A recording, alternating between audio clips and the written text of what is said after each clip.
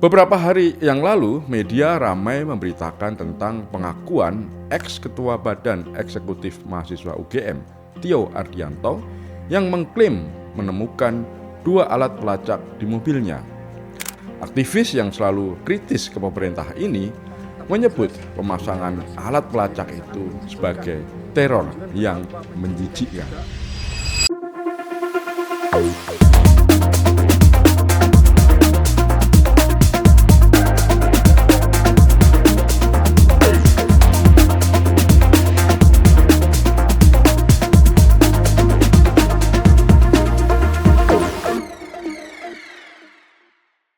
Tentu saja kasus Tio ini tidak seharusnya dibaca dengan 2 sikap ekstrim, langsung percaya atau langsung menolak, karena dua-duanya adalah kesimpulan yang menunjukkan kemalasan berpikir. Karena yang satu mengubah klaim menjadi kebenaran tanpa melalui proses pemeriksaan atau verifikasi. 2 kutub ekstrim ini sebetulnya lahir karena berita-berita di media mengabaikan satu prinsip utama yang sebenarnya tidak boleh ditinggal, yaitu verifikasi. Fakta awal kasus ini masih terbatas. Tio mengaku menemukan 2 alat pelacak di mobil yang ia gunakan. Ia lalu mengaitkannya dengan dugaan intimidasi karena aktivitas politik dan sikap kritisnya pada pemerintah. Namun Tio menyatakan dia belum tahu apakah 2 alat itu dipasang oleh satu pihak atau lebih dari 2 pihak. Apakah dipasang pada waktu yang bersamaan atau berbeda? Apakah 2 hal itu saling berkaitan? Polisi Jogja juga disebut belum menerima laporan resmi. Artinya kasus ini sebetulnya belum selesai secara faktual. Ia masih merupakan klaim awal yang perlu diuji oleh media. Masalahnya bukan karena media memberitakan klaim Tio. Klaim seperti itu layak diberitakan karena menyangkut kebebasan sipil, keamanan aktivis, dan kemungkinan intimidasi terhadap warga yang menyampaikan kritik. Masalah baru muncul ketika klaim itu diberi porsi lebih besar daripada upaya verifikasi. Tanpa verifikasi, dugaan media berubah menjadi sesuatu yang tidak pasti. Kutipan Tio menjadi tulang punggung cerita, sementara banyak pertanyaan dasar yang belum dijawab. Adanya alat pelacak tidak otomatis menunjukkan adanya teror politik. Ia bisa menjadi petunjuk awal adanya pemantauan, tetapi juga bisa punya penjelasan yang lain. Perangkat semacam itu bisa dipasang misalnya untuk keamanan kendaraan, pencegahan pencurian, pengawasan armada oleh perusahaan rental, asuransi atau kepentingan pemilik kendaraan lainnya. Semua kemungkinan itu tidak membatalkan kekhawatiran Tio, tetapi semua wajib diperiksa sebelum media membawa publik pada kesimpulan melalui berita yang dibuat. Karena banyak pertanyaan dasar yang belum dijawab. Misalnya, mobil itu milik siapa sebetulnya? Apakah milik Tio atau milik orang lain? Sejak kapan Tio menggunakan mobil itu?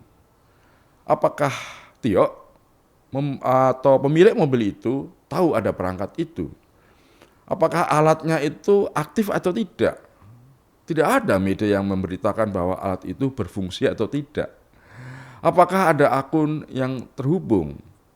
Apakah perangkat tersebut menyimpan riwayat koneksi misalnya? Tidak ada wartawan yang mengecek. Apakah benar juga pelacak GPS, pelacak Bluetooth, atau alat-alat lain yang ditunjukkan oleh Tio itu benar-benar berfungsi? Apakah ada saksi misalnya yang menunjukkan ada orang memasang alat pelacak? Mungkin ada CCTV yang merekamnya, atau ada laporan resmi, atau pendapat ahli forensik digital yang mengkonfirmasi temuan itu. Pertanyaan-pertanyaan itu mungkin membosankan bagi pembaca, tetapi jurnalisme memang sering membosankan sebelum menjadi penting. Nilai sebuah berita bukan hanya pada peristiwa yang ganjil, melainkan pada kerja memeriksa keganjilan itu sampai publik bisa menyimpulkan dan tahu mana fakta, mana dugaan, dan mana kesimpulan yang prematur. Masalah lain yang muncul ketika narasi tandingan ikut disebarkan oleh media tanpa verifikasi yang sama ketatnya dengan klaim Tio. Ada konferensi pers oleh orang yang mengaku mahasiswa. Dalam konferensi pers itu sejumlah nama disebut, juga relasinya dengan Tio. Ada keluarga purnawirawan yang diseret untuk membangun dugaan bahwa gerakan mahasiswa dekat dengan jaringan politik tertentu. Namun, berita di media itu juga belum menjawab pertanyaan yang utama. Siapa sebenarnya yang memasang alat pelacak di mobil Tio? Kapan dipasang? Atas perintah siapa? Dan untuk tujuan apa? Media tidak boleh menjadi pengeras suara dua kubu yang berebut tafsir. Jika klaim Tio harus diuji, klaim tandingan terhadap Tio juga harus diuji. Standarnya pun harus sama. Jurnalisme dan media tidak boleh menjadi mesin fotokopi konflik politik. Menempel kata diduga bukan pengganti verifikasi. Media tidak sah hanya dengan menyebutkan kata diduga pada beritanya. Prinsipnya jelas, media wajib menjelaskan apa yang sudah diketahui dan apa yang belum diketahui. Juga apakah masih ada fakta lain yang harus diperiksa. Berita yang berpotensi merugikan satu pihak harus diuji. Kode etik jurnalistik menuntut wartawan menguji informasi, menjaga keberimbangan dan tidak menghakimi, serta menerapkan praduga tidak bersalah. Itu semua bukan hiasan dinding di ruang redaksi, tapi itulah dasar dari prinsip jurnalistik. Sikap kritis terhadap pemberitaan Tio bukan kecurigaan terhadap dirinya. Justru cara ini merupakan cara menjaga agar klaim yang serius tidak berubah menjadi sekedar kegaduhan. Bila benar ada intimidasi terhadap aktivis, dalam hal ini Tio, pemberitaan yang longgar justru melemahkan kasus itu. Publik akan mudah meragukan peristiwa yang sebenarnya serius hanya karena media gagal menunjukkan fakta-fakta yang cukup.